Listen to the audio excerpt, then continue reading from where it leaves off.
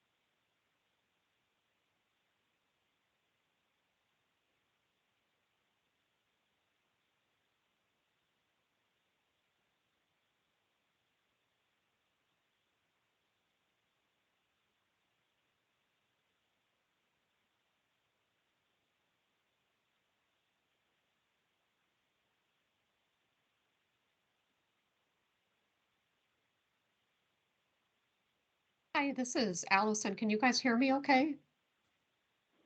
I can hear you now. Yes, we can. Oh, Yes. great. Okay, it was very, very quiet. Is there a lead? I'm not sure if I'm presenting today and covering the material that we're going to go over. But before I launched into that, I wanted to check to see, is there a lead instructor for the class that you go over information before I do that?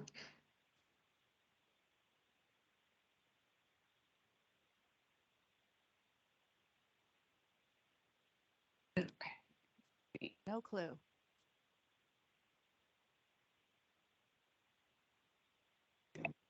I saw on the schedule it showed you an instructor for each day. Okay, I can just get started then because it's 2 minutes after. All right, well, welcome everyone. Part of what was mentioned in the pre-class information that I received is there was mention of homework. I don't believe you guys have had a homework assignment yet if this course just started. Is that correct? That is correct. Yes. Allison. Correct. That's Okay, correct. that's what I was thinking. I'll give you guys a little background of myself before I get started. Welcome again. My name is Allison Bryant. I have been with AT&T for 26 years. I'm currently a project manager with the NEO, that's Network Engineering and Operations organization. I work on certification projects. So if there's like, for example, a new card that they're introducing into the network, that has to be tested in labs and different FFA environments, and a whole series of things has to happen before AT&T will deploy something like that into our network. So exciting stuff, but that's what that's where I currently work. Prior to being a project manager with certification devices in the network, is I actually worked with Warner Brothers on the lot in Burbank. So that was a very unique and interesting experience. And then before that, I had Autodesk as my customer for about 10 years, and I did service management and project management with them. As far as certification goes, I did take this course, the PMN prep workshop.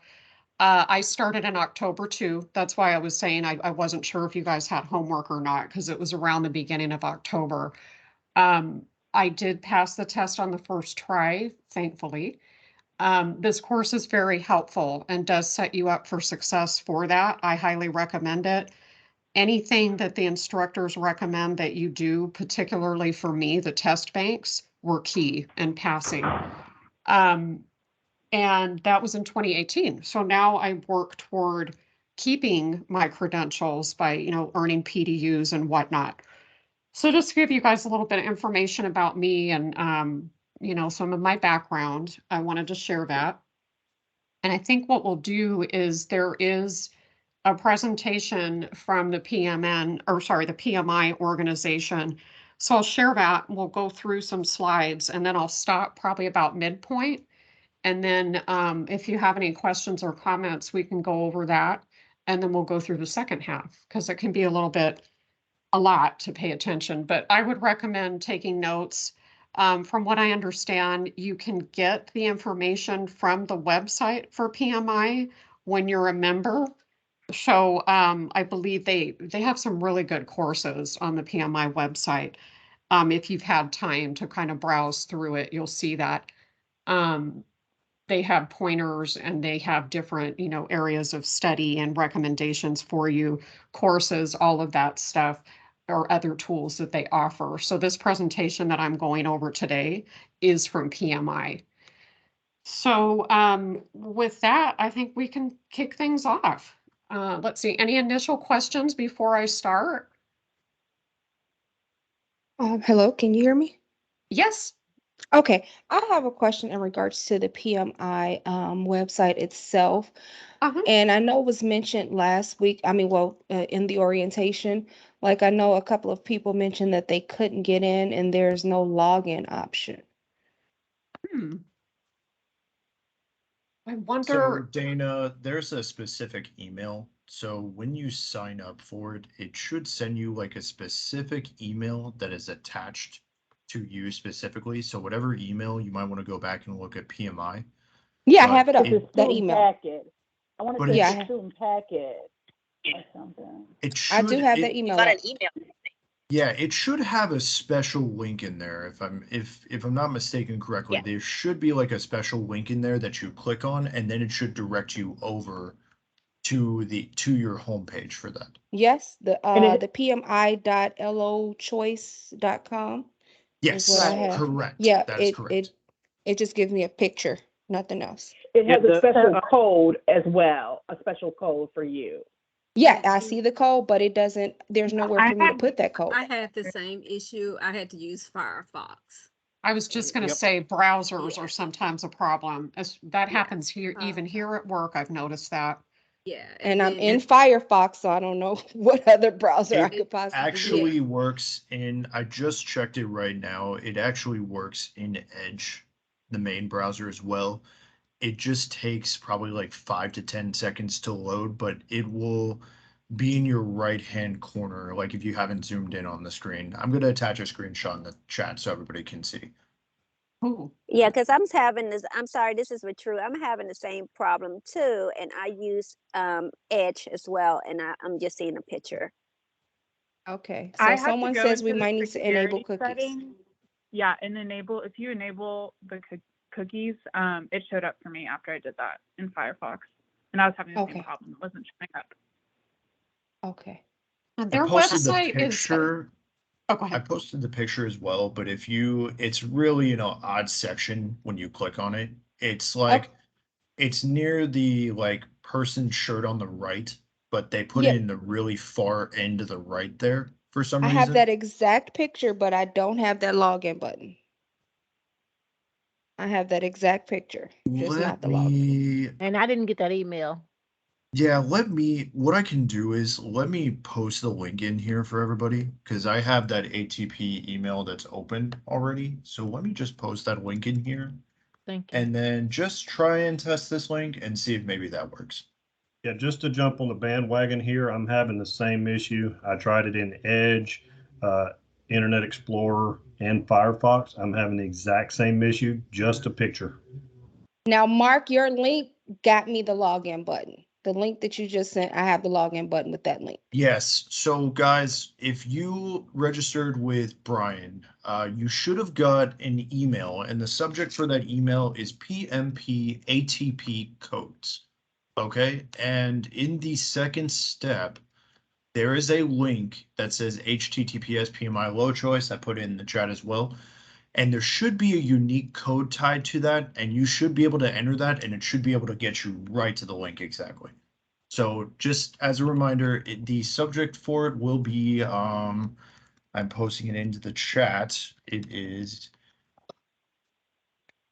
2022 PMP ATP codes, and it should have been sent by Brian to whatever email you signed up with. Okay. I don't have that. Thank you. I received the email, but for some reason, but that link you said, Mark, thank you, that works. But I got the email. Yeah, that link worked for me, and I've got my code and everything from sign up as well. I don't know why that link is special. Yeah, I have that same email from Brian, and I tried. I still can't do it.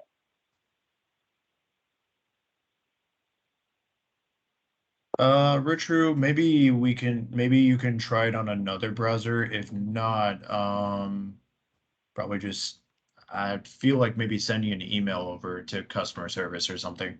Because they do have that on they've got a technical support on the bottom of the email. So if there's any issues with that, they have that down there as well. Okay, thank you. And I'll tell you guys No from problem. experience, the PMI website, it's a little clunky. It's not the most intuitive thing I've ever worked with. And I feel like every time I go in there, there's something changed. So just an FYI on that. I'm like, this looks different than last time. Okay, so I think everybody's pretty good at muting themselves these days, but I'll go ahead and put us Hey, all on Allison, mute. before we go ahead and start, I did have one last question for you. Sure. I know, I did see the link that Barry put for, Brian had put for the classes and the PMBOK stuff, the material and everything like that.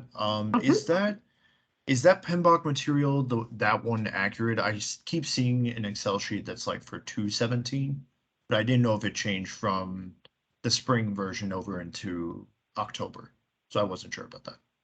It should be correct unless, and I'm sorry, I'm bad at this, unless there was a revised version of the PMBOK.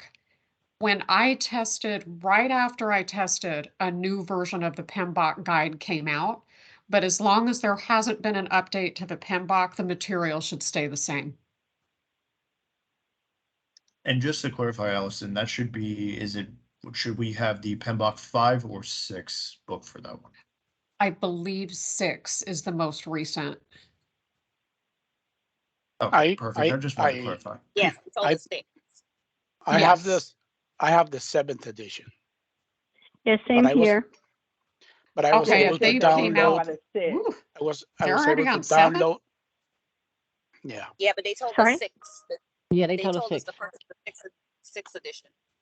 Okay, when you take the exam, sometimes the exam will test from, like, they may have a new version, but the exam is still testing from the older version. So that may have been why he mentioned that. And usually it's really subtle things that they change. There've been with Agile and some of the other, different ways of managing projects. Some of those have bigger changes and impact to the PMBOK, but a lot of it, I think, is just, it'll be smaller changes, but they put out a new version whenever, it's enough of a collective change that it warrants having a new version of it. So, But yeah, if Brian said 6, I would operate off of 6. It won't do any harm if you have older versions, like if you have old study material, you can refer to different information. It's not like it'll be completely not useful or irrelevant. But yeah, if he mentioned the 6, then I would work from that. Unless something changes once you get to the point where you're ready to schedule. And that's another thing too, I should have mentioned at the top when I was telling a little bit about myself. I did not wait very long between completing this course and studying and scheduling my exam. It's that's a testing technique that they usually recommend, that you don't overstudy and don't have too big of a gap of time between when you complete and when you're ready to test. I think I had maybe 6 weeks in between. That's just everyone's different with how they learn, but there's something to that, that if you schedule your test sooner rather than later, that the chances of success are greater. So that worked for me. So that's something that I think there's some truth to that, because you can overstudy yourself into oblivion. So, and this test is one of those that they don't trick you. Whatever they say is going to be on it, that's what's on it. So there's nothing unexpected, in other words, that'll come up on the test, which is good. It's just maybe not everything that they go over will show up. So I was dying over the formulas and I had maybe one, but then other people had nothing but formulas on their tests. So it just depends on what version you get. So studying all of the material is a good idea. All right, so I think we'll go through the little PowerPoint. I'll go ahead and mute everyone. Like I said, I don't know if that's necessarily something we need to do, but I'll go ahead and do that and then get started. All right. Let's see. Just make sure I didn't mute myself. No, I didn't. Okay. 1 second, and I will bring that up.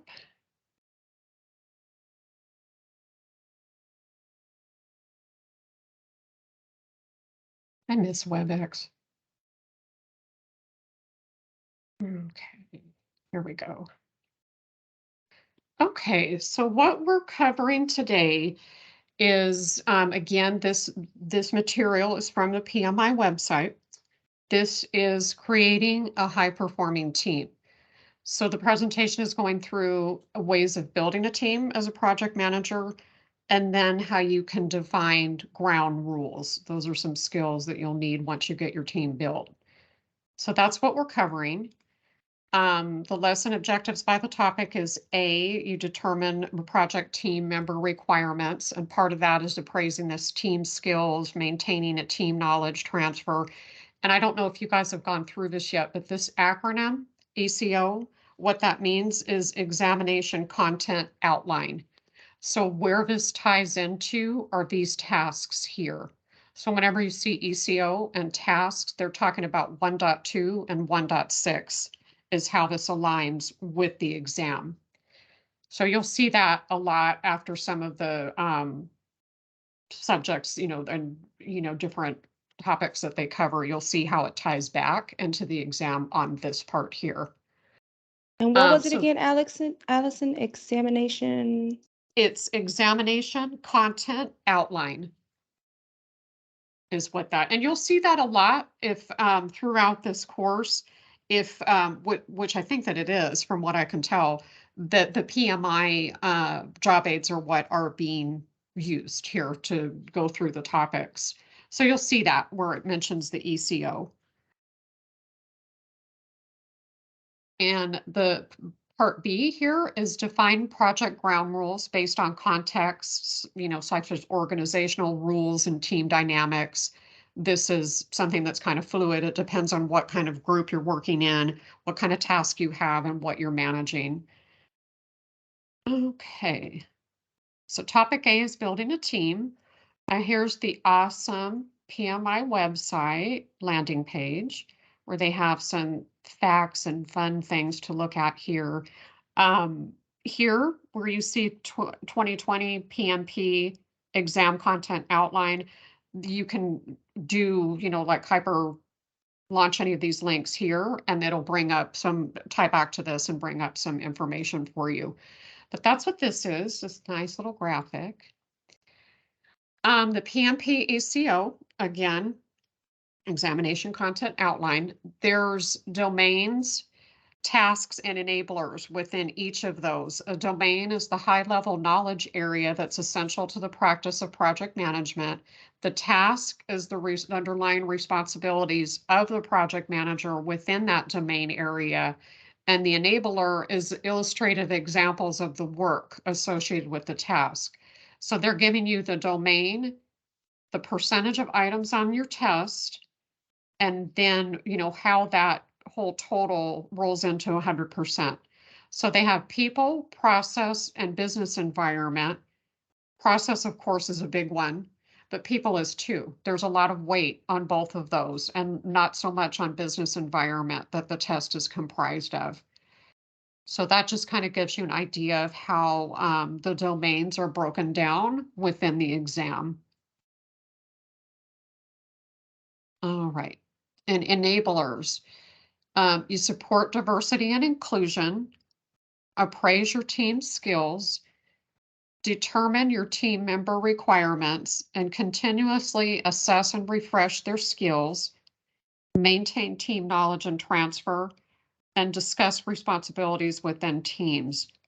Some of this stuff I've noticed, especially in this new role that I'm in, is responsibilities within teams is a big one. Like I find myself like, does everybody know what they're supposed to do? And some people have been doing it for a long time and some people are new and they don't know. So it may seem like, well, that everybody knows what they're supposed to do.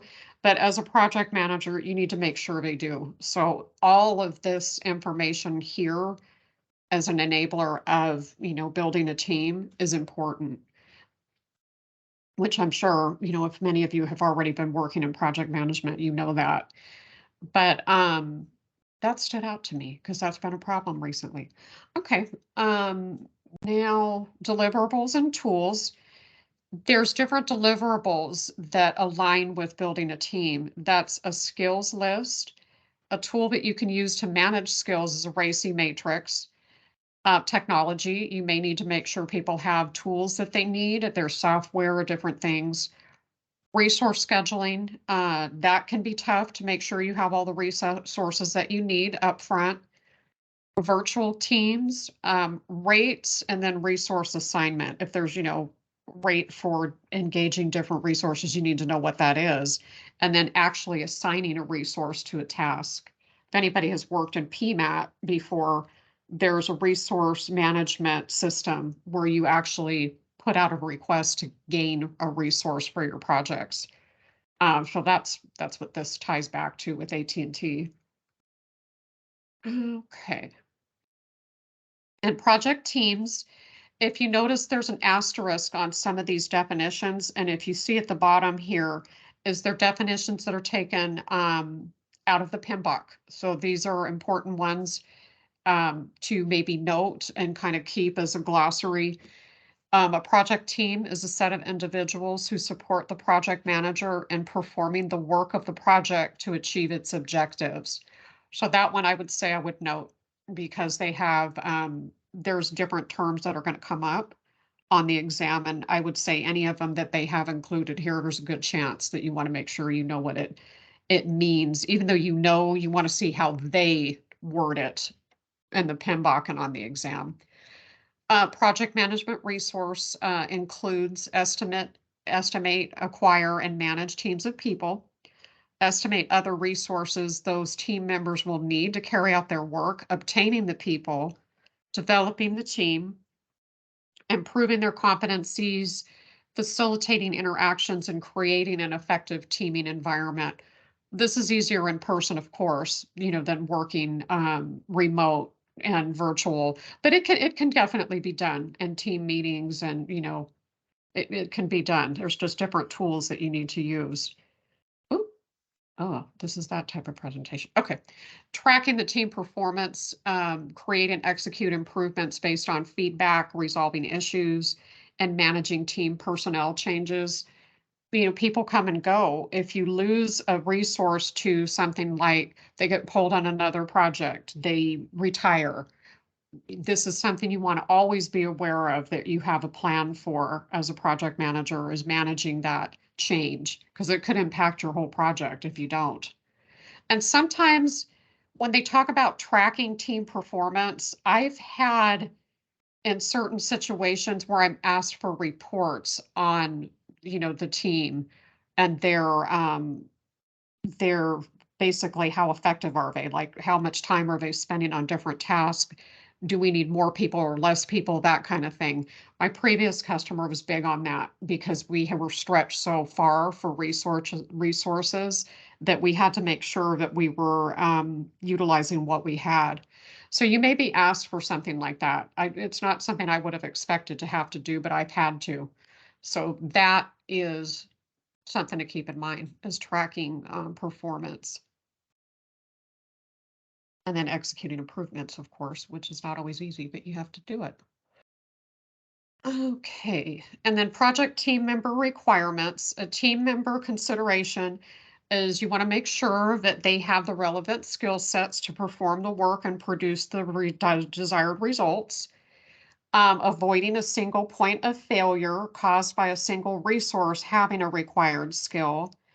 And use generalizing specialists who have a core competency and general skill that can be leveraged to support other areas of the project. This is a big one at AT&T. It's a pitfall where you have one person that knows the one system and no one else knows how to do it, and then you're stuck. It's difficult to avoid, but there are ways around it. And, part of managing a project is being ready and having a backup plan. Usually, like say you're doing order turnups, you would want to make sure you don't have just one person. You have 3 people that can do a turnup. If I've got 2 on vacation at Christmas, I can have one person do it. So I think that's what they're talking about here, is using generalized specialists who can do a core competency like that. And then other considerations, physical resources such as equipment, access rights. There's always, want to make sure people can get into a system. If they can actually get into, again, my previous customer, we had to make sure people could get in data centers. If they needed to go and do work after hours, we had to make sure they had badge access, something that simple you want to make sure they have. And if you need it for your project. And then physical resources, equipment, that could be anything. Scissor lift, if you're doing construction, computer, you may need a laptop for doing a turn up, that kind of thing. Okay.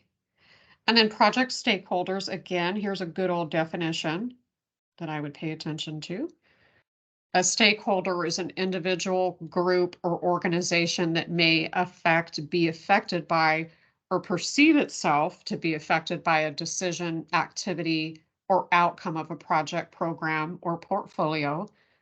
And here's a nice little picture. This is out of the 6th edition, where they show how these different stakeholders relate back to you as a project manager. Stakeholders are a big thing when you're sending out notes and updates and things like that on a project.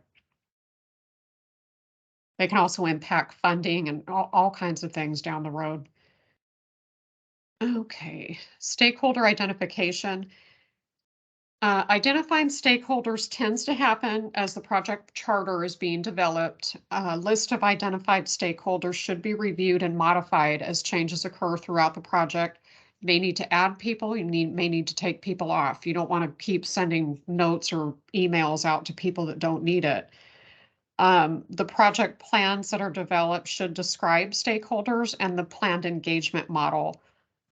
So are you going to email them? Are you going to meet with them in person once a month? That kind of thing, depending on what their involvement is. And as the project progresses, documents such as change logs, issue logs, or requirement documents can reveal additional stakeholders that you may not have known.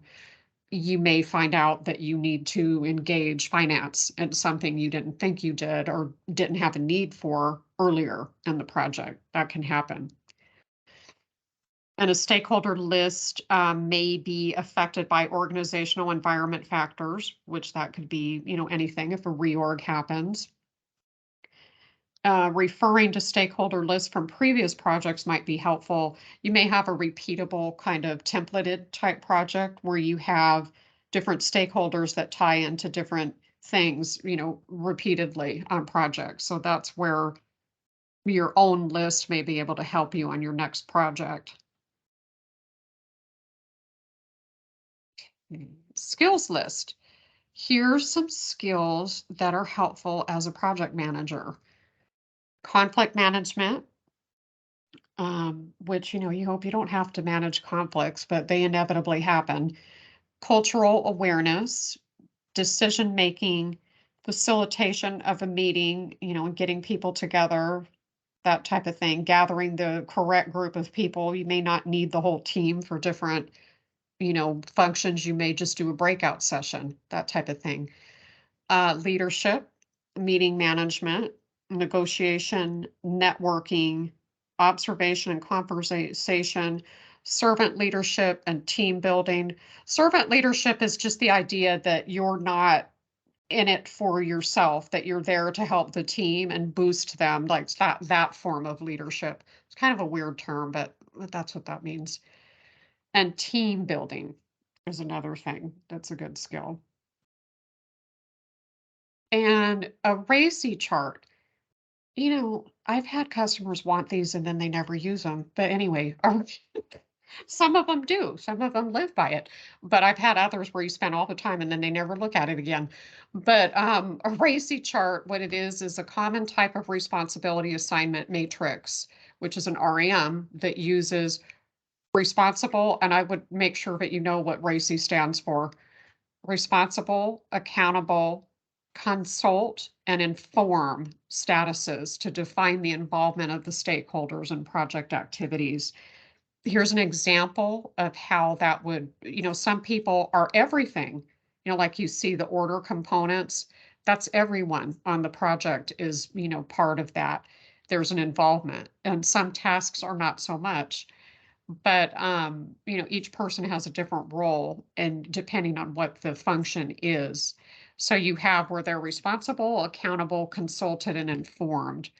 And it would just depend on what the task is, where that responsibility assignment matrix, would determine which they would be on that. The project management, you guys know, or manager too, you notice has everything for each of these. There's some kind of onus on us as a project manager for each of those things. Okay, so I would just make sure you know what this stands for and how it would tie in depending on what the person's role is. All right. Team skill appraisal. Appraisals enable the team to holistically identify its strengths and weaknesses, assess opportunities for improvement, build trust, and establish communication mechanisms. And appraisals might identify team preferences, aspirations, information processing and organization, decision-making processes, and interactions with other team members. So that's an appraisal that what you may use it for and need it for. Okay, and pre-assignment tools. I would take note of these. I recommend that. Is what are some pre-assignment tools? You could do an attitudinal survey, specific assessment, structured interview, ability tests, focus groups. These are different ways of before you assign a team member to a role or even assign them period to your project that you can kind of see what their skills are and what you need for your project, and these would be ways of gathering that. I'll pause on that for a minute.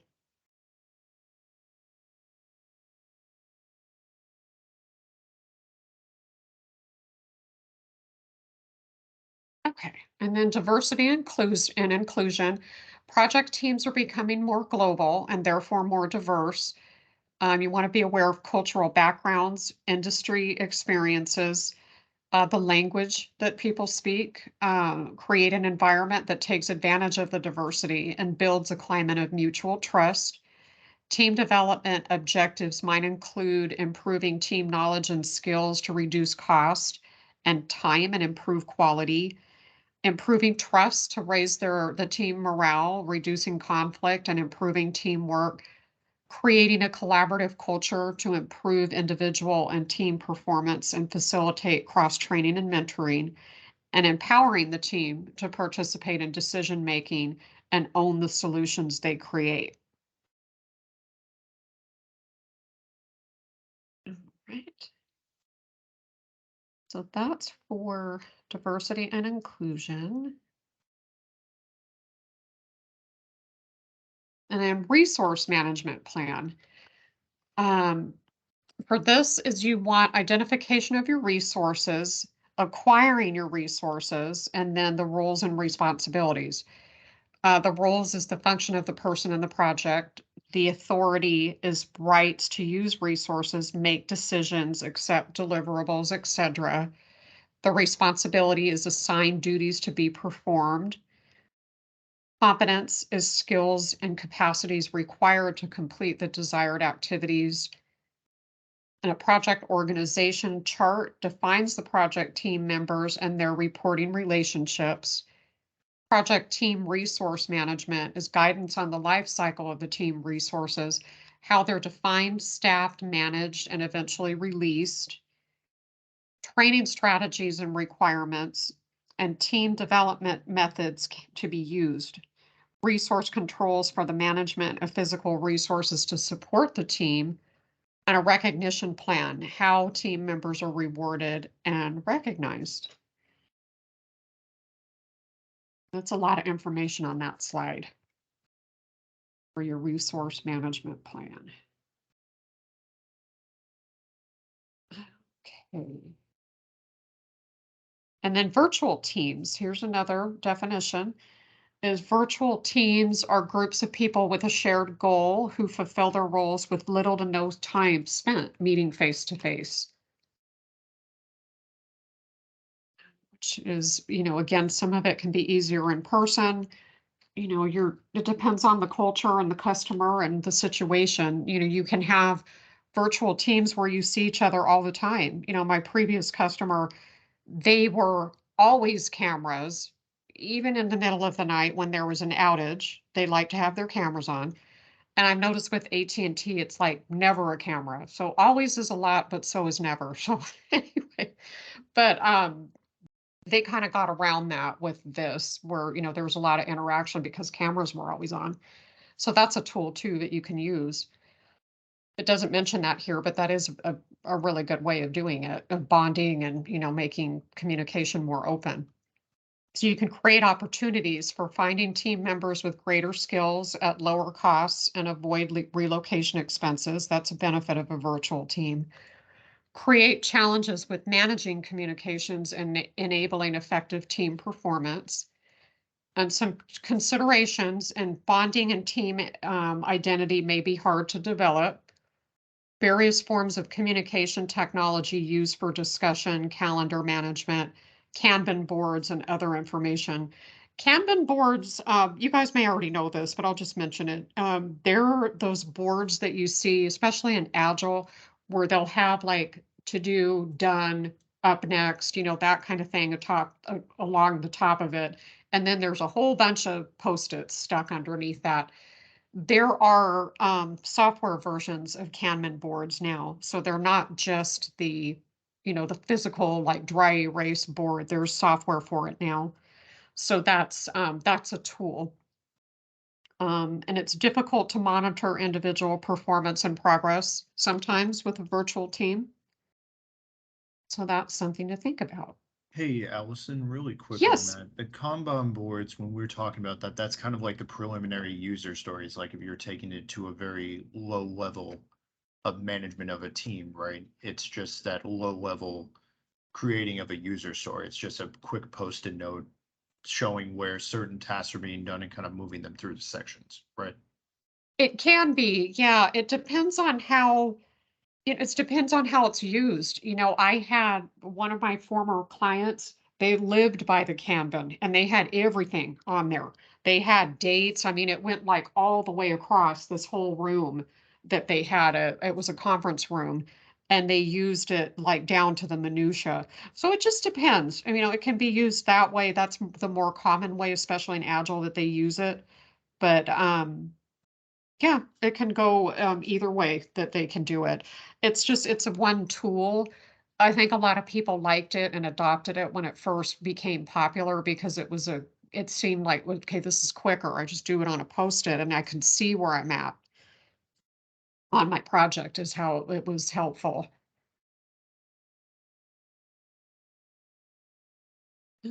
Okay, and I think Kanban themselves have put out the software for it. There's different ones though that I've seen that they have where you can post things on a discussion board kind of thing. Okay, and then project responsibilities within the team is defining responsibilities varies based on the team.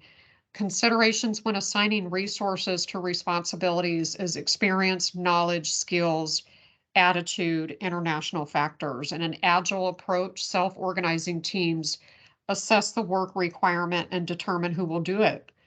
And traditional project management approaches use a work breakdown structure to assign work to team members. So it's just a little different.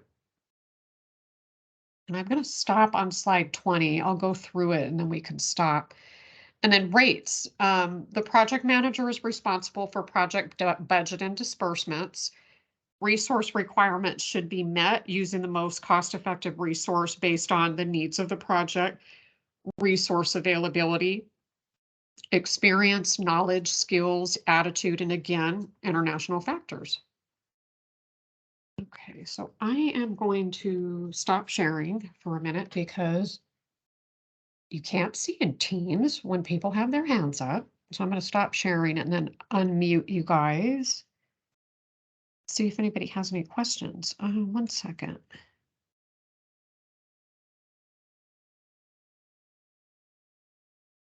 Okay, I think, are we on mute still? Yeah, it's mostly mute for everybody on the most part. Okay, it said everyone. Okay, I think that unmuted everyone. Okay, we have Troy. Did you have a question?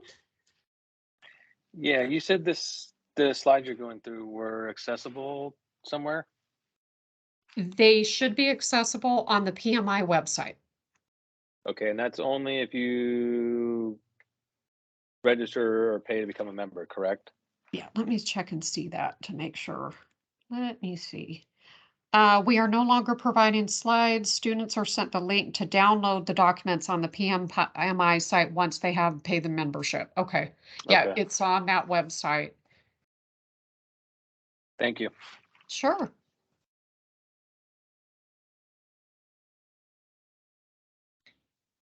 And I did notice that the slides that you're using are different than the ones we downloaded. Is that because you have a different like instructor version? These were taken from the PMN website. So I'm not sure if maybe some changes were made to it since since this was downloaded into the PMN education documents. That could be why. Same subject matter though, right? It is. Okay, good. Yeah, there may be a new version of it that they have on the website, which is going to be a better reference point anyway, because that'll align closer to the exam. Okay, Mark, did you have a question? Yeah, so when we talk about, I know we talked about the pre-assignment tools like the attitudinal test and the ability test. What would those look like? Have you had any experience with those, and like what's the typical way that those are structured or done? You know, I have never had to do those, but I think they may get deeper into it where there's different ways that you can do like a survey that you send people and have them do like a personality type exam. And there's so many of those out there now. I've never personally had to do that because it's been, when I manage projects, it's been through, it's the way that the customers manage it or the way that AT&T does it. And there just was never an opportunity to have to do that. But it's usually things like you can do a group activity and that'll reveal something, or you can have them do, what was that personality test that was really big a while ago? Forget what that was called, but there's different things like that that you can do, or maybe even ask people specifically, like do a Survey Monkey or do, an email kind of yes or no kind of thing. There's different ways of getting that information if you need it in order to assess that. And you're talking, Allison, when you talked about that test a minute ago, you're talking about the Myers-Briggs personality That's test, it. right? That's the one. Yeah, that was a big one. That I think that's still used.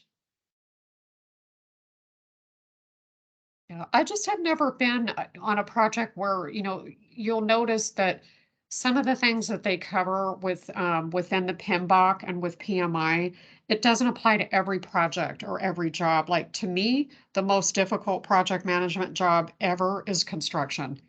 There's just so much that you have to do. And then, like, for example, one of my friends, she was a project manager for the Spider-Man ride and the Avengers campus at Disneyland. I was like, that's at a whole other level than I'm at. But, I think those types of project management jobs, there's so many levels of project managers and, sponsors and different things that it rolls into, that you'll find that not everything applies to the real world that they cover. And then some of it does, so if you're in a PMO, they may follow it to the T, versus being a project manager if you're in the organization side of it. So it just depends. I just personally have never had to do that. Thank you. Sure. All right. Troy, did you have another question? No. Oh, okay. There we go. Okay. All right. Any other questions? Let's see in chat if anything came up. Okay. Then let's start sharing again. I know it's a little rough going through a presentation, so I appreciate you guys being patient with it. Okay. Let's get to it. To part 2 is coming up. All right. So now we are on resource assignment. So project manager creates a project management plan that includes team members assigned to the project, their roles and responsibilities, project team directory, project organization charts, and the project schedule. Now this, we do this in my group now. There's a little workbook that we have, and we have this where there's different roles in there. The team directory, all of this stuff is actually in it. It's a workbook of Excel that we use. So that's that. Okay, guidelines to continuously assess and refresh team skills to meet your project needs. The project manager must have a certain level of awareness of the knowledge, skills, attributes, and experience required to produce the project's deliverables. As the project progresses, the project team and project manager should gain a better understanding of the customer needs and team capabilities to identify gaps in the team's skill set. And the project manager needs to coordinate frequent checks for these gaps and identify appropriate mechanisms to close those gaps. Like, do I need more people? Do we need, a system that someone didn't tell us we need? Any of those kind of things can come up. And mechanisms might include, like I said, identification of a new resource, training requirements to enable the team to develop the missing skill set that was revealed, and identification of knowledge gaps that require additional engagement with the customer to assess needs and modify plans and deliverables. That's a big one because the customer may come up with a new thing that they never told you about when you started. Like, wait a minute, you didn't tell me you needed Paris turned up before London. When did that happen? There's different things that can happen that can throw things way off if the customer changes their whole plan, then you have to modify yours. So if they have a new need, you may need to modify your plan and engage different people to get that done for them. Okay. And guidelines to maintain team knowledge transfer. A major project challenge is managing knowledge sharing among team members, especially with virtual teams. And a core objective is to facilitate collaboration and promote visibility among the team.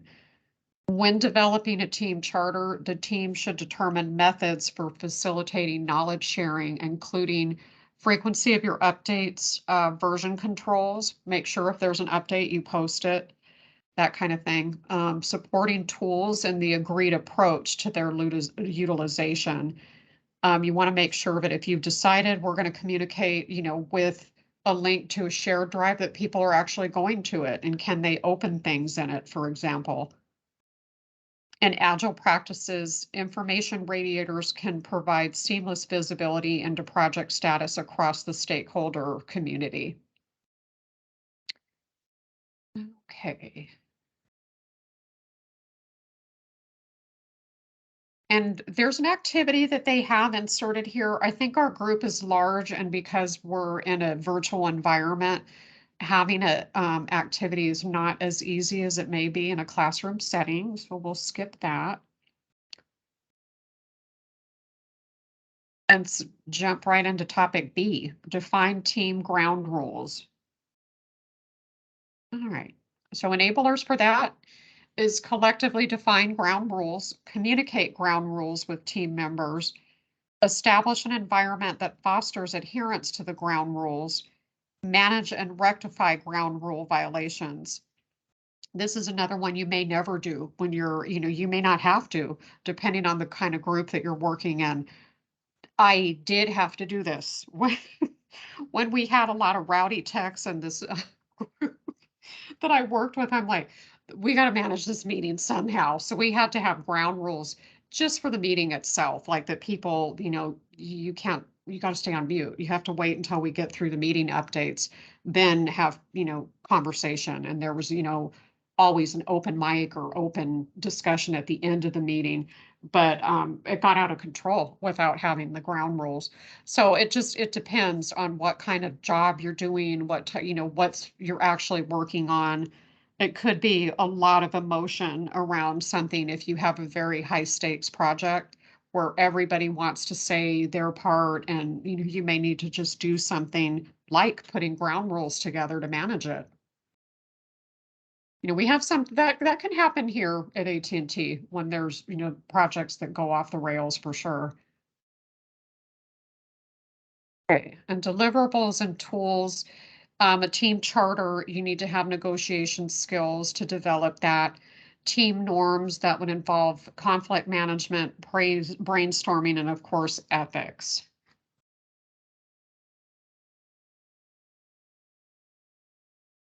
Team charter, here's another definition. That's a document that enables the team to establish its values, agreements, and practices as it performs its work together. A good team charter will show the team's shared values, guidelines for team communication and the use of tools, how the team makes decisions, how the team resolves conflicts when disagreements arise, and how and when the team meets. Other team agreements like shared hours, improvement activities, those kinds of things may be something that roll into the team charter. Not to be confused with a project charter. This is just your team charter. All right, and ground rules. You want to have clear expectations regarding the code of conduct for team members. Ground rules include all actions considered acceptable and unacceptable in the project management context. The benefits of that is it sets performance and communication expectation, decreases the risk of confusion, and improves performance. You get through your meeting and get through your tasks a lot quicker. Negotiation skills. Negotiations include team discussions aimed at reaching agreement. Teams might negotiate their roles and responsibilities, their priorities, their assignments, and their deliverables. All teams should develop good skills for negotiating among themselves and with other stakeholders. So it's not all on you. They need to do it too.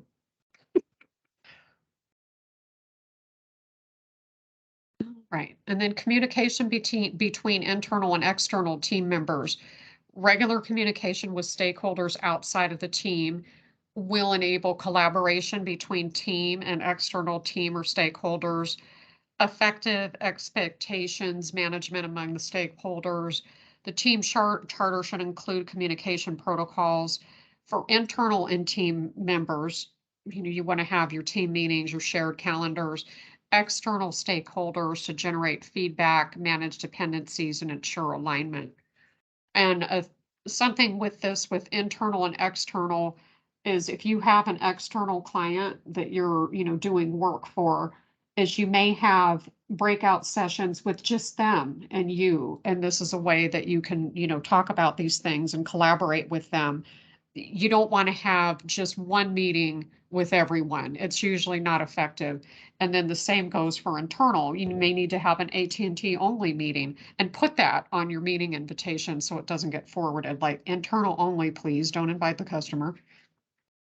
And there's always a need to do that, depending on what you're working on. I have found anyway. Okay, and then team norms is you want to establish expected behavior of the team at the beginning of the project and enable teams to handle challenges of the project progressive. Team norms are things like regular meetings, communication approaches, managing the conflict, shared values, and decision making, making sure everybody has a part in that. Conflict management, which is a tough one, but application of one or more strategies to deal with it when disagreements come up. Effective conflict management leads to improved understanding, performance, and productivity. Ineffective conflict management leads to destructive behavior, animosity, poor performance, reduced productivity, and then you can use various conflict resolution methods. We had this, oh man, I'll never forget that project. A customer, he was horrible. He was the main project manager, and it got so bad that because he got really aggressive only with AT&T, and they ended up having to pull him off of the project altogether because he kept starting fights and being overly aggressive in every meeting with everyone to the point where work wasn't getting done. So I can't remember what they did, but there wasn't anything that was really done about it other than he caused all these issues and then they just removed him. Unless there was things that we didn't know about that were done behind the scenes. But I think it took enough people raising the concerns to his manager that he was pulled that, oh man, that was rough. So, and that was all of these things here that happened. And that, I don't think that's that uncommon, unfortunately, that you may run into that. Okay, and brainstorming is a facilitator works with the team. It can be an outside resource person that they work with the team to identify a series of potential solutions to a given problem. They perform various types of analysis to assist the team in selecting the most appropriate alternatives. This is a good one for resolving things and also coming up with new ideas. Code of ethics and professional conduct is this little quadrant here. And this is actually part of, they show it. This is part of the code of conducts for PMI itself. Is responsibility, respect, fairness, and honesty. And you see that here, there's a hyperlink into where you can find PMI's code of ethics and professional conduct. Which, I mean, we have ours here at AT&T too, our code of business conduct. All right. And then guidelines to manage and rectify ground rule violations. In the team charter, the ground rules are established. Violations of the ground rules require the team and project manager to assess opportunities for remediation. Serious violations, removing or replacing. Like this ties back to what I was talking about. The offending team member may be required, and the team needs to focus on its core values that include accountability, shared expectation, and transparency where it's appropriate.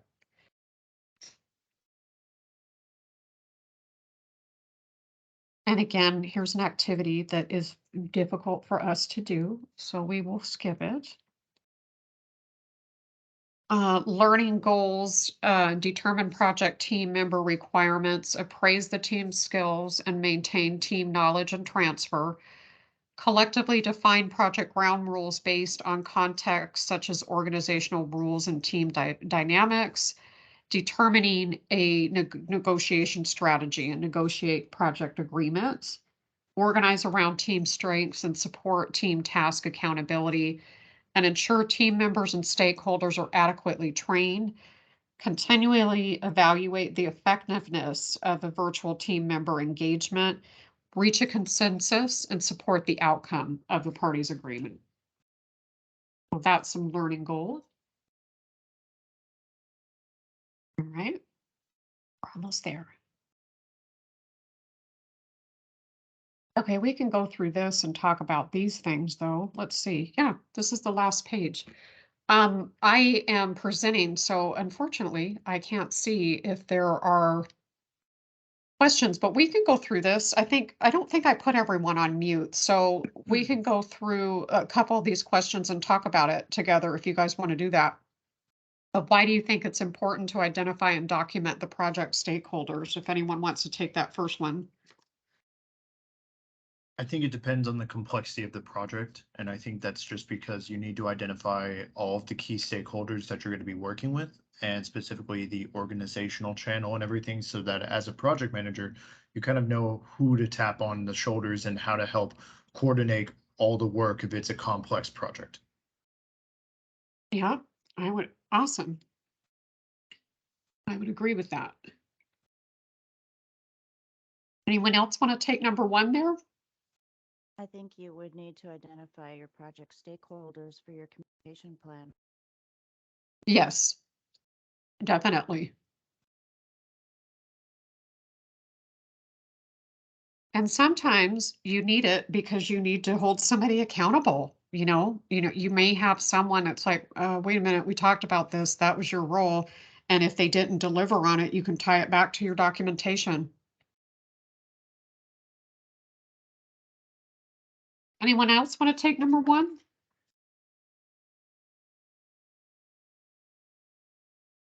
Okay, and here is number two. Share a situation when you were required to communicate a difficult message about the project to its sponsor or a top-level executive. What approach and communication method did you take? Does anyone want to take that one?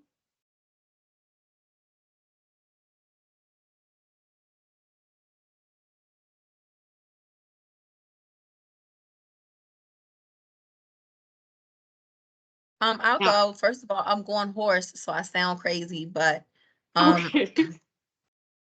recently we had a person ask us to look into reporting that he said was incorrect, and fix the reporting. And so as part of our gathering data and looking at the metrics, to try to, find a solution, we found that there was not a problem necessarily in the process, that it was a gap with one of the users in his team and how they were following the process. But like, I knew he was like really invested in us making this big push to change. And so when we relayed the communication back, we did clarify, hey, the process is this, and the reason it came out was because of this. But what we did say is we understand that this part could be broken. The way the reporting is done can be confusing. So we offered up the solution to take that part as the project and deep dive into that and to try to fix that.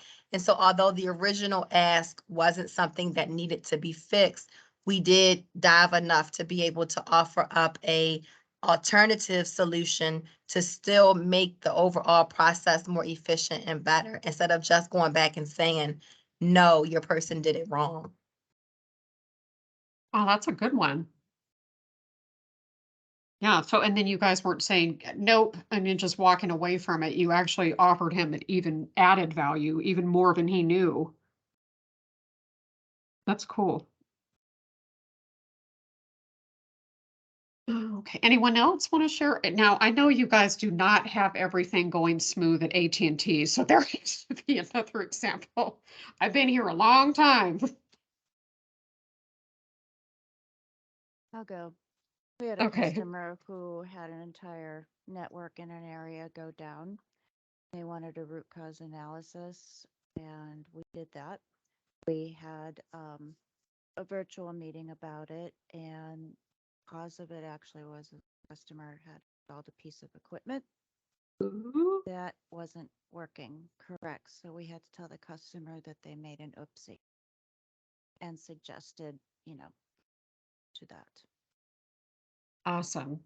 Oh, those RCAs can be so painful because sometimes they want it down to what exactly happened in this specific second, and you just can't get that on most RCAs. Fortunately, I do keep good notes and all of my emails. Awesome. Yeah, documentation is key. Right. Anyone else want to share on either of the questions? I didn't want to reflect on the questions. I just had one slide that I was curious if you could go back to really quick. Is there Sure. any way you could go back to the one about the ground rules really quick? I Sure. was furiously typing while I was trying to do that. So I Let's completely see. missed it. This one? Yes. Thank you. Sure. This you don't have to do all that often at AT&T. Like I said, I had to do it for WB, but we had quite a few people that were very animated and opinionated on that project. So it's like, wait a minute, we're going to get work done. We can't go on like this.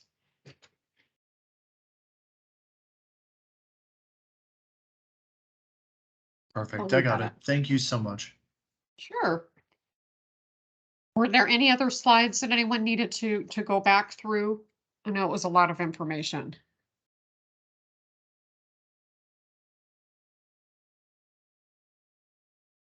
I just have a question again, and I know you stated before, all the slides are gonna be in the PMI website. Once we become a member, we can just download the same slides, correct? Well, Yeah. similar slides, okay. Yeah, similar. They may have some tweaks and updates to them between, when this was downloaded by the education team and what they have uploaded on PMI. Y'all keep saying be a member. You mean something beyond the bundle, because the login that he sent for the bundle gives you access to So the updated student version of bundle these should have, slides. the student bundle should have the slides, but the membership part of it is more focused around if you're trying to do the exam, like it takes off from the exam, but I do know that there's some additional material that it gives in there as well. Once you I know, actually but sign up people for the keep exam. But then people you don't keep have to saying become that they since I don't can't have- see these sorry. slides without the membership. And I guess what I'm saying is I don't have the membership, but the slides came with the access to log in through the bundle, is what I'm trying to clarify. Yeah, Oh, just good. Oh, go ahead, Cliff. just a student bundle. So the initial fee that we all pay to be part of this class, you should get all these slides. Oh, Yeah, good. that's what I'm Okay. saying. I'm just trying to clarify that for other people that keep saying that they have to do something else by joining to be able to get access. And I'm just saying, like, I can see the different version of these slides, but the same topics without being a member of the org. Yep, that's right. Oh, good. Yeah, because I think the membership is probably more expensive. And you don't know if you want to commit to that until you're ready to do the test. So that's good. Yeah, it is two different things. I see what you're saying. But I mean, if you do the membership and you go ahead and have that, you may have access to even more material. That would be, one one positive of that, but you don't have to do that. Yeah, I agree 100%. It's just we all put out a lot of money up front already. And so I was just making sure that people know if they wanted to reflect on what you covered today, by paying for the bundle, they should be able to have access to that already without having to join the org tonight, for example. Yes. Yeah, definitely. And guys, I'm looking at the Oop, you just went on mute. Sorry, accidentally muted myself there. I am looking in the student bundle as well for the slides specific to this one, so I might just add it in the chat in case anybody's having any issues with it. I want to piggyback off of that. This is Erin. So when I log in for my student bundle and I click on, our only course, which is the one that we added, there are bullet points with lists of PDFs available. Are these slides in that list of items Yes, for the class? it looks like it. Let me Allison, is there any way that I could share the screen really quick and I could Sure. just show that really quick? Yeah, absolutely. Appreciate that. No problem. Yeah, after you log in, you should click on the student manual and it has all the slides there. Exactly. Yeah, and it has the notes handout, but the module is pretty big and extensive. So what it'll do is it'll guide you specifically into the PDF and link you to it to like a specific section. Because Okay. the entire document is about 310 pages in total. I need to see that because I had a list and it looked like, just a bunch of PDFs, and I clicked on a couple of them and I thought this doesn't seem right to me. So I Right, wouldn't but this, mind if like you this share. says module 1, creating a high performing team. So like at the beginning, that's what Allison said she was starting with. Yep, that's So the like one that that we're starting aligns, with right now. that aligns with what she's covering, and that's the title of the module. Yep. Thank you, Cliff. I see that. It's on page, if you're going through that manual, it starts on page, it says page 70, but I think the linking is a little bit incorrect. Got it. Appreciate it. No worries. That's nice. I don't know if they had this when I took my test. This is cool. And it has, let's see, checklists and then resources. I wonder if they have test banks under the resource. Do Yeah, you that's- guys mind sharing the page that you're looking at if you don't mind? Yeah, Allison, is there any way you could give me maybe sharing rights or something? Because I do have it up right now. I could probably show it if that's okay. Yeah, I think, you know what, in good old Teams, I think you can just share. If you go Oh, up to the yeah, I top, know. I yeah. don't know why. My share it is like greened out. It's grayed out. It says only Yeah, we're not allowed to organizers and share. presenters can share. Oh, that's weird. Let's see. It's Let me see if probably I- how the meeting was set up when the invite was created. You can block it that way, and so. Exactly. Oh, that is why. Okay, I don't know if I can change that then. If you guys look in chat, if you see the chat for the meeting, Cliff sent a little, if you click on his message, it'll pull up the page. And he has like a red arrow. Right. Can you guys see that? I do not actually. It's not the last thing I see in the chat is from 5:40. If you I see it, and okay, so that was my next question, which module? Okay. Yeah. I see it, but the slides that I see are different than what you're showing on the screen, Alice. But it's Yeah, that's what I okay. mentioned earlier. I think it's a different version, but the ones that we have is more, has more graphics. It's a little prettier. Nice. But it's the same topics for the most part. It is. Also, Allison, if you want to enable the share screen, I think if you right click on somebody in Teams, you should be able to give them sharing rights. Oh, not okay. Let mistaken. me see. It's not letting me. All it has is spotlight for everyone when I go to your name. Let me try this. Mhm. Let me try. Like I was saying, you guys, I miss WebEx. I'm sorry. I do. No, that's okay. What I can do is I will post in it. I'll give kind of a written instruction for everybody on how to get to it and what module we're looking at today. And then, Allison, do you know for the next one if the session on October 5th is going to be, the title is starting a project? Do you know if that's the next one? I actually do. Let me take a look here. Actually, it says 10-5, negotiate agreements and power of a team. Okay, so it looks like the modules are a little bit different. Are they Cliff, do in a you- different order? Yeah, it might be in a different order, or how they put them in the student bundle might not reflect what we look at on there. So we might just need to take a look at that really quick. Okay.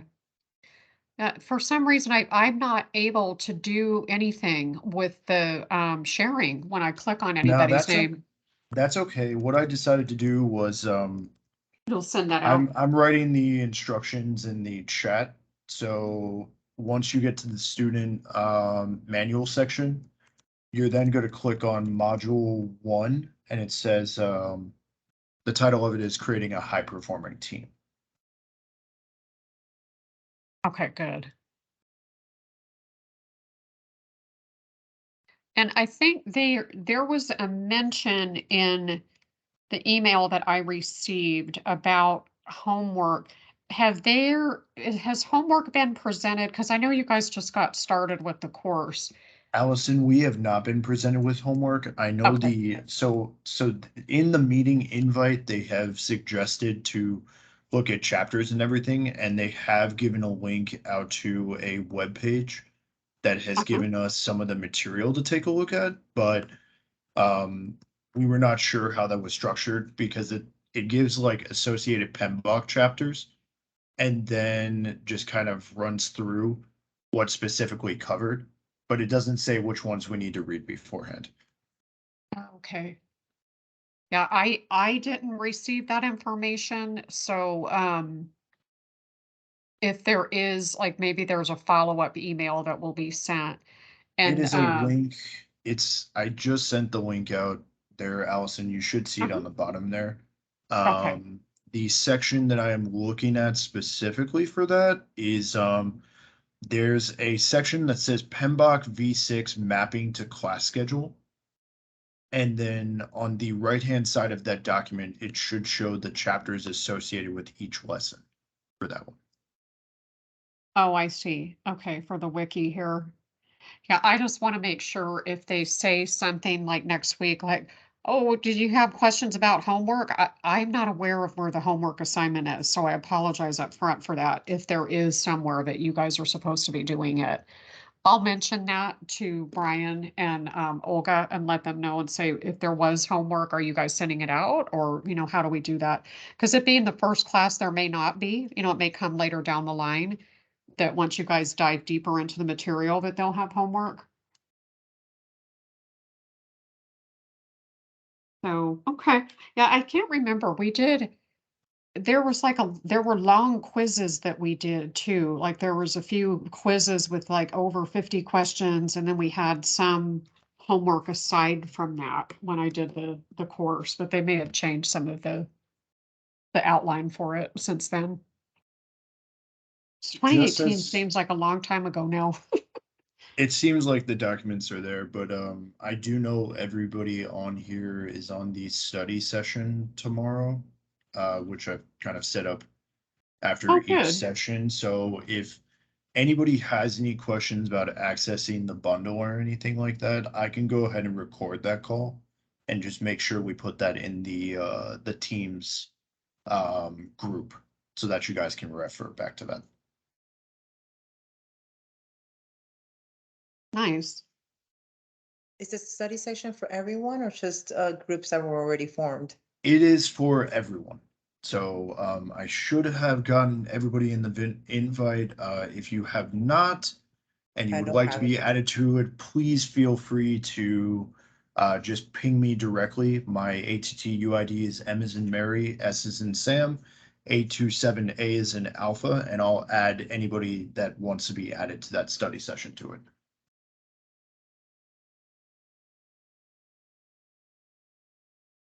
Hey, even better, if anyone needs the slides, just go on the wiki site. It's all there.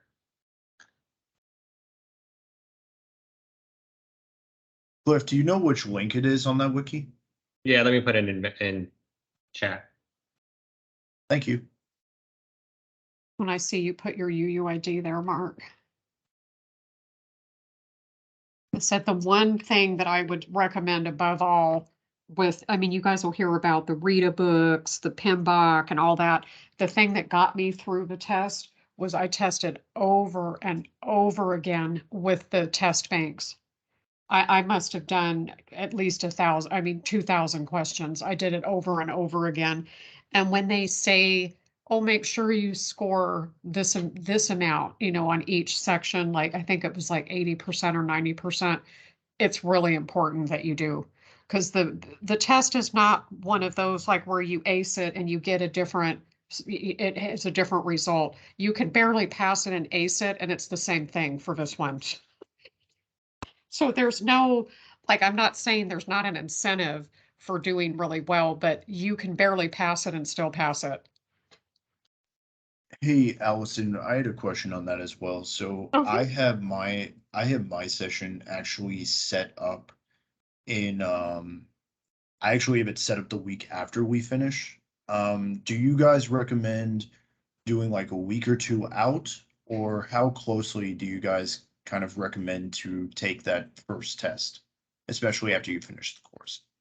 You know, everyone's different with that. The way that I learn things is different than how everyone does. Unfortunately for me, it's repetition, and I have to have a lot of it before I learn. And I found that out the hard way about myself, but it depends. I mean, you don't want to wait 6 months. A week might be a little soon. You may want to give yourself a little bit more time, but it depends. If you test better fresh off of learning material, that may work for you. The thing about it is the test, it's expensive, you know, to take the test. Some AT&T groups pay for it and some don't. When I took it, it was like $400 at the time. So there's that financial investment that, you know, is also part of it. You can take it again, you know, and it's not the same fee when you retest, but I would just, you know, make sure that you feel really confident and, you know, have that when you go into it, like, okay, I'm okay with paying this fee because I feel like I've got this. It's a lot. I don't know if it's still that much, but it was back when I took it. Yeah, And my group it's did not pay for it, incidentally. Some goody. do, mine didn't. I spoke to somebody who took and passed the exam in July here Oh, great. recently, and he studied for 2 months. Everybody else that I have known in the past 3 years who have taken the exam, they have studied for 6 weeks to 2 months. This is a very hard exam. These questions are not straightforward. They're not. They're very roundabout, and you have to, they give you You have 3 to, yeah, hours. Yeah, I you have to have know your always, craft. exactly. I have always been somebody that when they give me an hour, I'm done in 20 minutes on an exam. Not this one. I had 10 minutes left, and of course I had to go to the bathroom, and they don't turn the timer off. Because I mean, a 3-hour exam, they just keep the timer going. So I had barely time left at the end, but I did finish all the questions. You pick the most correct answer is kind of how this one goes. So, I mean, it's up to how you learn though. You know, I would probably do a little more time than a week. I would. But I think I had like 6 weeks, something like that. Okay, I just wanted to make sure because I'd Yeah. rather kind of reschedule that test now rather than waiting a while and just, you know, winging it, so to speak. Yeah. Oh, see, and we have in chat from Pervy, it's now 5:65. That is, oh my God. That's a lot, you know, to take the exam. And that's without the membership. It's under 500. It's for something with your membership. I think it's 412 or 20, something like that. Yeah, it can be a significant, and then, you know, that's the other thing is if you're in an AT&T group that pays for the learning material and the exam, that's really good. like I said, I unfortunately was not. So it was all my own expense for the test and also the material. Because, you know, the Rita stuff, I think it was over at the time, it was easily over 100 for that book. And some people swear by the Rita. I liked it, but again, the test bank was my fallback. And where do you get the test bank from? There's different ones. They'll make us, you know, there's specific recommendations that they will make in the PMN. Mine was through, oh boy, let's see, International, I think IIL, I think is what it's called. Hopefully they're still around. I'm looking at Google right now. International Institute of, I still get emails from them too. I know And that it they had, oh, go ahead. I was going to say, I know they had a sign up for the Exam Wizard, which has the PMP test on there. I don't know if that's That one's really same good thing. too. I used that one too. I had like 2 of them that I did. The one that I did from I think it's IIL, International something Learning. It's bothering me that I don't remember the name of it. That was a separate one and it was a separate cost for it too. The Exam Wizard is really good and you can do it over and over and that too. Because I did both. Let's see, I'm looking to see if I can find something from them in my other inbox. Shoot, I don't see it. Said they still send me emails and it was a while ago. They used to have a discount for AT&T too, but this goes back, like I said, a few years. I'll see if I can find it and I'll why don't I do this? I'll send it to you, Mark, if I can find that name of the website for the test bank, and then you can have that to share with the group for the study session. But yeah, I did Perfect. the Exam Wizard too. It's a good one. And just so you know, everybody, in the resources tab on the Teams group, I added the link to the low choice for the student bundle, as well as the link that Cliff posted up on there for the slides for the presentations as well. So just an FYI.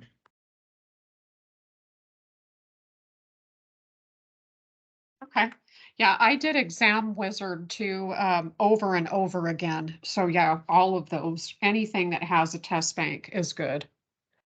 I mean, of course, as long as it's relevant.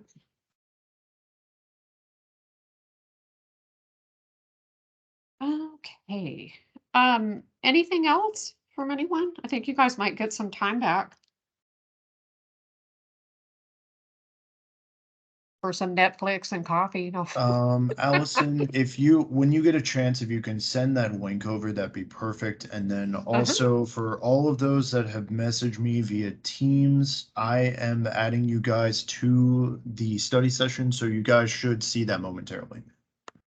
And my disclaimer is this is my test bank that I did. It's not a PMN recommendation. So just in case, if anybody were to ask, this is what I used for me. It may not be something that they have that is, you know, discussed by the PMN group. So just a FYI on that. But I did definitely use the Exam Wizard. And you don't need both, you know, I would say I did, but that's just because of how I learn.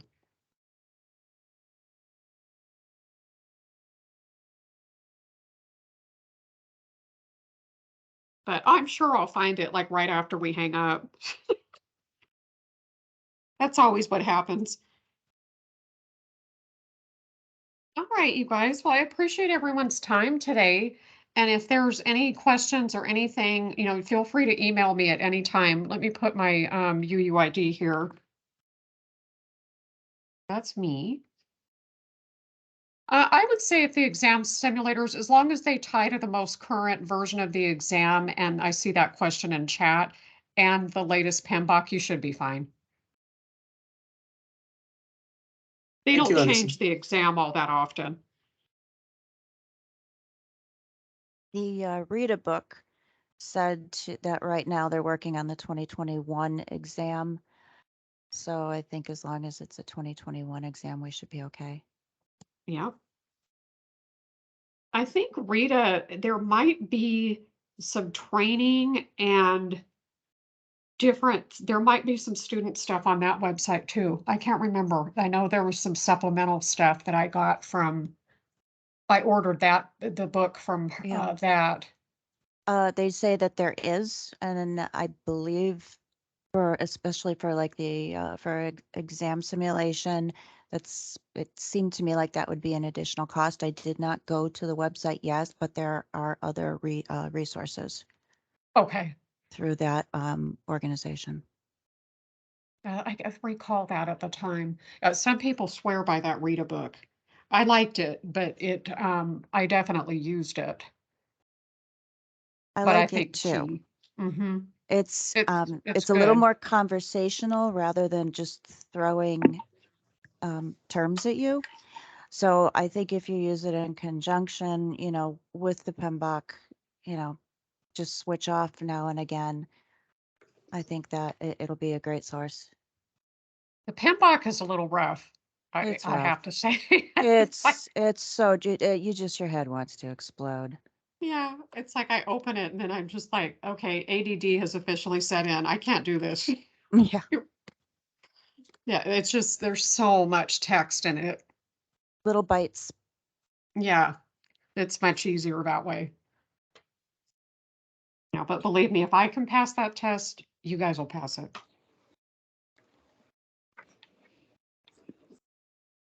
But it is tough, there for sure. I've taken similar tests, and then the only thing that has stunted me are the way they write the questions.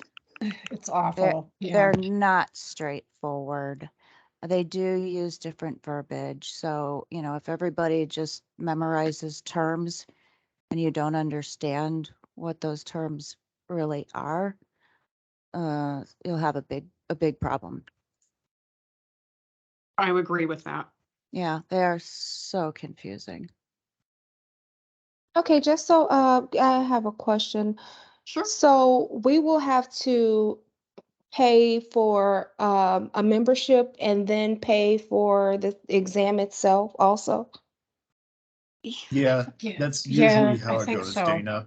Yeah, that's usually how Okay. it goes, Dana. You kind of have to spend both. The membership, if I'm not mistaken, Allison, I think it's a year for that membership, and then you have to renew, correct? You don't have to renew per se. And I did all the things when I first signed up, where I did it all, where I had a chapter, or I had that. You don't need to do the chapter. I don't think that you have to have the membership after you're certified to keep up your PDUs. I want to say maybe you don't. I forget though. I keep it because I use the training courses when it's time for me to redo my certification. Like, okay, I have to do my 60 units. They have bundles of classes that you can get through PMI, and then they make you pay for your renewal. So it's one of those things where you kind of pick and choose what you need as you go. But yeah, I think you do have to have the membership because of submitting your application and then the whole test, that fee and all that. I think it's both. But check, like I was saying, with your organization to see if they'll let you do a chargeback, like use your P card for it. Oh, okay. Yeah, ask them because They might my even do it group out of wouldn't do it. personal too. They might even do it out of personal too. I know mine was saying to take it Yes. out personally without a card and then eventually get reimbursed for it later if you pass the test. That type of thing. If you pass the test. Yes, Exactly. the big giant if, Dana, yes. Okay. Wow. Okay. I think I the mean, only there difference are some is bosses that'll make exceptions like that. My former manager, he paid for when people had Cisco certification stuff that came up that they had to pay for, he would cover it. So I would say have a conversation with your manager to see if they'll do it on an individual level, and then also if there's a group, kind of just known that, okay, this is something our group covers. I think Okay. the only other difference, Dana, if you go with the membership, I think it's like $60 or $70 less, if I'm not mistaken, For because the the exam? membership.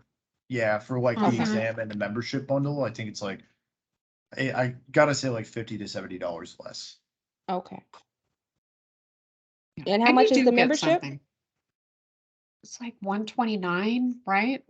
Yeah, it's 129. like 129, and then the course, I think the entire like exam bumps down to 400 Okay. even, and then it should be 529 total. Okay.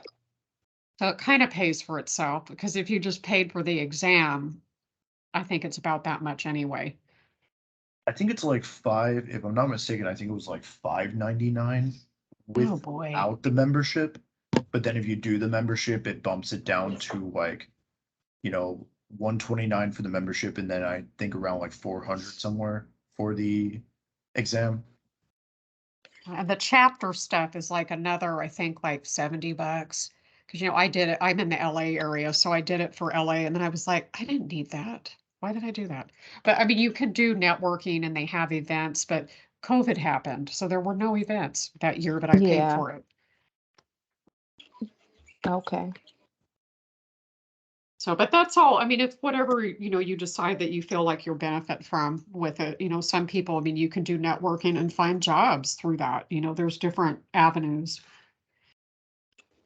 I Okay. will say with a lot of project manager jobs now out there, or anything in general, I do know like PMP is getting a lot more recognized than it used to be. It is for sure, I would say. And I think it's also methodologies. Most customers outside of AT&T do things I've noticed, of course, you guys, I'm sure, know this, a lot more modern than we do at AT&T. They don't have stuff like PMAT, they don't use project management, the software from Microsoft. A lot of them don't do any of that. They do stuff like ClickUp and some of the more really modern project management tools. So I think it just depends because experience is always it's going to come back to that. And if you can pass that test, that you have demonstrated quite a bit of what your abilities are, and you can apply it to different, jobs. But it's becoming, like you said, almost like, does this person have a degree? Are you PMP certified? And it's like a checklist for jobs. So, and it translates more, I'd say, into real world experience than some of the stuff at AT&T. Like, who cares if I know EFMS? Nobody knows what that is unless they're here at AT&T. It's like, okay, awesome. What am I supposed to do with that?